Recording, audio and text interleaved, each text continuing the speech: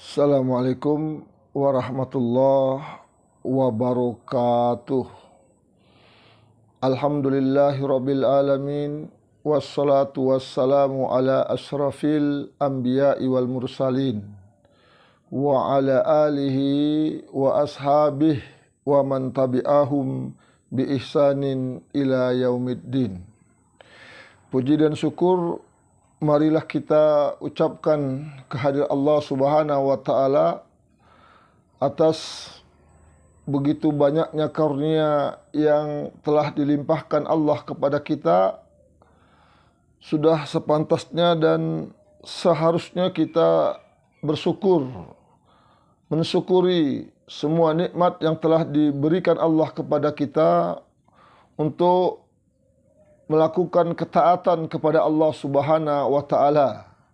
Selawat dan salam marilah kita tujukan kehadirat Rasulullah sallallahu alaihi wasallam, kepada keluarganya, sahabat-sahabatnya, dan orang-orang yang mengikuti sunnahnya sampai hari kiamat.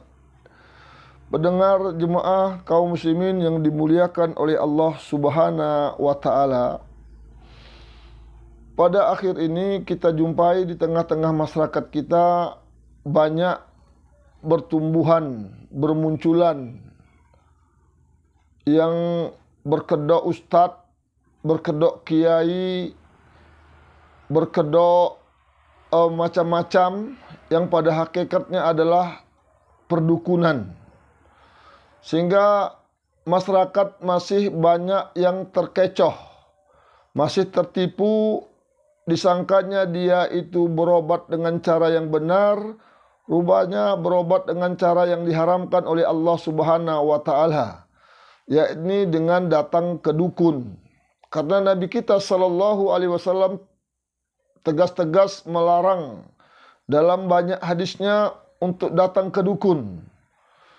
Di antaranya Nabi mengatakan, man ata arafan au kahinan fasaddaqahu bima yaqul faqad kafara bima unjila ala Muhammad. Barang siapa yang datang ke dukun atau datang ke orang pintar, fasaddaqahu bima yaqul, dia benarkan, dia ikuti omongan dukun ini. Kata dukun dia bawa bunga, bawa kemenyan, apalah yang diminta dukun dia ikuti, apa yang dikatakan dukun dia taati. Faqad kafaro, sesungguhnya dia telah ingkar dengan ajaran yang dibawa oleh Muhammad sallallahu alaihi wasallam. Maka kita lihat di televisi berkedok ustadz, berkedok pak haji, pakai lobe, pakai serban, pakai gamis, berbagai macam penampilan orang-orang soleh, casingnya dicontoh mereka. Sehingga masyarakat yang tertipu tidak tahu membedakan mana yang dukun, mana yang ustadz, mana yang boleh dia minta tolong, mana yang dilarang oleh Allah Subhanahu wa taala. Maka pada kesempatan ini kita akan terangkan ukuran barometer untuk mengenali atau mengidentifikasi dukun. Bagaimana cara kita untuk membedakan mana yang benar tukang ruqyah, ustadz yang benar, atau mana yang dukun yang dilarang oleh Allah Subhanahu wa taala untuk kita datangi, untuk kita minta pertolongan kalau di tubuh kita ada gangguan penyakit yang penyakit itu tidak bisa diperiksa oleh medis. Medis tidak sanggup untuk memeriksa, nggak ada alat medis. Kalau penyakit-penyakit non medis itu nggak bisa disembuhkan dengan medis. Maka Syekh Wahid bin Abdul Salam Bali menegaskan, jika Anda mendapatkan satu tanda dari tanda-tanda berikut ini pada orang-orang yang melakukan pengobatan, maka tidak diragukan lagi dia adalah seorang tukang sihir alias dukun, paranormal, atau apalah namanya yang banyak sekali dibuat label-label agar manusia tertarik kepadanya. Bisa labelnya Pak Haji, bisa labelnya orang pintar, bisa labelnya ustadz, bisa labelnya kiai, bisa labelnya orang tua. Setiap daerah itu memiliki nama tersendiri. Yang pertama, Syekh Wahid bin Abdul Salam Bali mengatakan, menanyakan nama pasien atau nama ibunya. Ini siapa namanya yang sakit ini? Siapa nama ibunya? Ketahuilah kalau dia tanya seperti itu adalah ciri-ciri dukun. Yang kedua, meminta benda bekas pakai pasien, benda-benda yang bekas dipakainya, baik bajunya, baik sandalnya, atau apa yang pernah dipakai pasien. Semisal baju, sapu tangan, topi, atau lainnya, itu namanya dukun. Walaupun dia pakai ayat-ayat Quran, itu adalah penampilannya, casingnya saja. Dia bungkus kebatilannya itu dengan bentuk-bentuk kepasikan.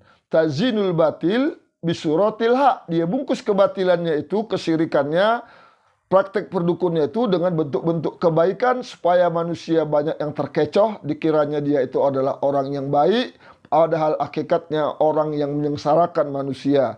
Karena bahaya-bahaya datang ke dukun ini sangat banyak, diterangkan oleh Nabi Shallallahu Alaihi Wasallam. Yang ketiga adalah meminta binatang dengan syarat-syarat khusus untuk disembelih. Dan terkadang darahnya dioleskan kepada penderita atau dipercikkan ke sudut-sudut tempat penderita, alirkan ke dalam rumah, atau ada bagian dari anggota hewan yang disembelih itu ditanam, dan lain sebagainya. Yang berikutnya adalah menuliskan mantra-mantra atau jimat-jimat tertentu berisi huruf-huruf aneh dan garis-garis bersegi atau berbentuk binatang, misalnya kepala harimau, berisi kata-kata berbahasa Arab yang tak dapat dipahami, yang diduga kuat memuat tawasul kepada syaitan, dan terkadang sebagian di antaranya disusun dengan tambahan ayat-ayat Al-Quran. Ini ciri-ciri dukun. Jangan didatangi, walaupun yang ditulis itu ayat Quran, dilipat-lipat, ditaruh dibungkus jadi kain, jadi bantal kecil, taruh benang merah, putih, hitam, apa benang yang lain, digantungkan di tangan anak bayi, taruh di leher anak bayi, taruh di kakinya, di pinggangnya. Itu adalah yang dilarang oleh agama. Tidak boleh. Nabi telah mengatakan, man alaqa tamimah faqad asroka. Barang siapa menggantungkan tamimah yang seperti itu, jimat-jimat seperti itu, sesungguhnya dia telah berbuat syirik. Yang berikutnya ciri-ciri dukun ini adalah berkomat kamit, membaca mantra yang tak dapat dipahami maknanya. Terkadang menggunakan bahasa Arab dan dicampur dengan bacaan ayat-ayat Al-Quran atau zikrullah, atau mengelabui pasiennya dengan kalimat-kalimat Al-Quran lainnya. Ini tipu muslihat, tipu daya. Dunia perdukunan menarik manusia agar tertarik, agar dikiranya yang disampaikannya itu Al-Quran, yang disampaikannya itu benar, yang disampaikannya itu ilmu yang baik. Ini tipu-tipu yang dilakukan oleh dunia perdukunan seperti ini. Maka kita harus pahami, karena banyak orang yang sudah tertipu, disangkanya itu ruqyah syariah, ternyata ruqyah syirkiyah, ruqyah syirik, perdukunan yang dilarang oleh Allah Subhanahu wa taala untuk didekati.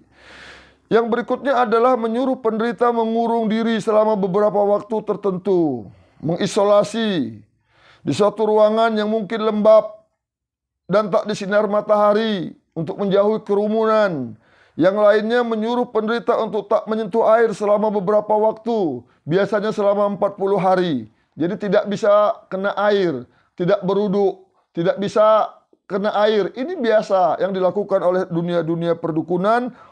Maka jangan tertipu seperti ini. Ini ada trik-triknya seperti ini. Jadi nggak semuanya trik ini ada, ciri-ciri ini ada. Satu aja pun sudah cukup, kata Syekh Wahid bin Abdul Salam. Jadi satu aja pun cukup melihat, mengukur bahwa dia itu adalah dukun yang perlu dijauhi, nggak boleh didekatin. Yang berikutnya adalah memberi sesuatu untuk ditanam di dalam tanah. Ada ini ditanam, dibuat jeruk atau telur bebek atau apa yang macam-macam, rajah-rajah atau benda-benda yang ditanam di sudut-sudut rumah untuk penjagaan, atau yang digantungkan di atas rumahnya, atau disimpankan di manalah di rumahnya, seperti itu. Yang berikutnya adalah memberi kertas atau kain tertentu untuk dibakar hingga mengeluarkan asap. Jadi ini dia triknya. bisa menerawang atau menebak nama, tempat tinggal, dan masalah yang menimpa pasien sebelum si pasien berbicara. Dikatakan di depan rumahmu itu ada pohon payu besar kan, atau di terawang yang lain, namamu ini kan, kebiasaanmu begini kan, seperti itu. Biasanya menerawang seperti itu untuk mengelabui, membuat daya tarik tersendiri bagi pasiennya. Yang berikutnya adalah menulis untuk beberapa huruf terputus-putus di sebuah kertas, jimat sirkiyah atau di lempengan, di lempengan atau di mangkok, lalu menyuruh pasien melarutkan dan meminumnya. Diminum air tulisan-tulisan huruf-huruf Al-Quran atau huruf-huruf apalah yang terputus-putus. Jadi ini biasa terjadi seperti itu, dan dapat kita tambahan sedikit yang lainnya. Misalnya meminta bagian tubuh tertentu dari pasien seperti potongan kuku, rambut pasien. Hal ini ganjil. Pasalnya terapis ruqyah syariah tidak memerlukan hal semacam itu. Jadi kalau ruqyah yang benar tidak perlu benda-benda dari tubuh pasien itu. Tidak perlu seperti itu. Jadi ini trik dukun yang mengelabui manusia untuk membuat tipu daya yang harus dijauhi oleh setiap kaum muslimin. Kita tidak akan terselamatkan dari praktek perdukunan ini kalau kita tidak memiliki pengetahuan tentang ruqyah syariah, kita tidak memiliki tauhid yang benar, kita tidak rajin untuk belajar menambah ilmu kita tentang agama kita ini. Kita pelajari agama kita ini. Kita pelajari kitab-kitab para ulama. Kita pelajari apa yang diterangkan dalam hadis-hadis yang sahih sehingga kita terselamat terjatuh dari praktek-praktek perdukunan. Mungkin demikian, ada manfaatnya bagi kita semua. Kepada Allah kita mohon ampun. Semoga Allah Subhanahu wa Ta'ala melindungi diri kita, melindungi keluarga kita, melindungi anak-anak kita dari gangguan jin dan gangguan manusia. Kepada Allah kita mohon ampun. Fa'tabiru ya ulil albab la'allakum turhamun.